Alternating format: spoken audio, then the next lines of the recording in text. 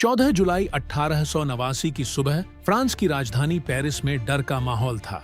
अफवाह फैल गई थी कि राजा लुई 16वां ने सेना को किसानों पर गोली चलाने का आदेश दे दिया है। इस डर से लोगों ने तय किया कि वे खुद की रक्षा के लिए एक जनसेना बनाएंगे। वे टाउन हॉल के सामने इकट्ठा हुए। करीब 7000 आदमी और औरतें। सभी का एक ही फैसला था कि राजा की तानाशाही को खत्म करना है और इसके लिए उन्हें हथियारों की जरूरत थी। हथियारों की तलाश में भीड़ बास्तील के किले पर टूट पड़ी।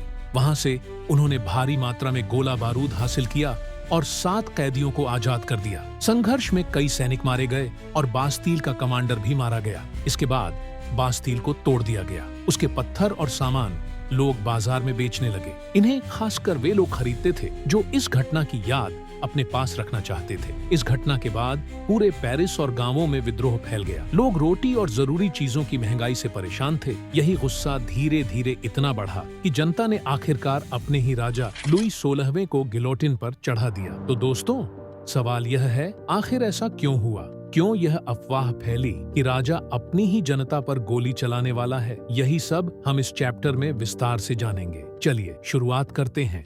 18वीं सदी के आखिरी दौर में फ्रांस पर किंग लुई 16वें का शासन था। उनकी रानी मैरी एंटोनेट अपनी फिजुल खर्ची और भव्य पार्टियों के लिए मशहूर थीं।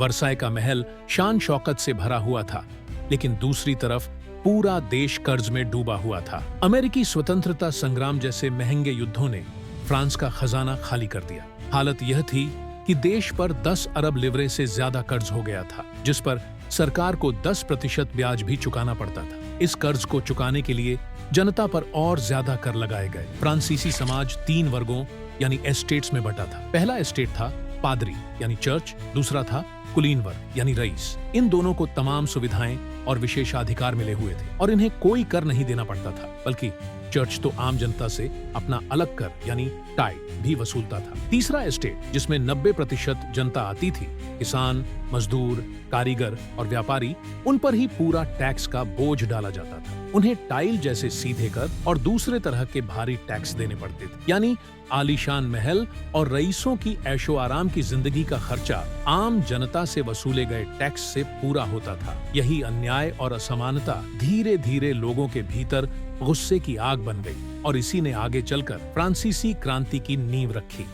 इसी दौरान एक नया सामाजिक समूह उभरा, जिसे मध्य वर्ग कहा गया। ये लोग व्यापार, वकील और प्रशासनिक सेवा से जुड़े थे और समुद्र पार व्यापार तथा रेशमी और ऊनी कपड़ों के उत्पादन से पैसा कमाते थे। ये सभी पढ़े लिखे थे और उनका मानना था कि किसी को जन्म के आधार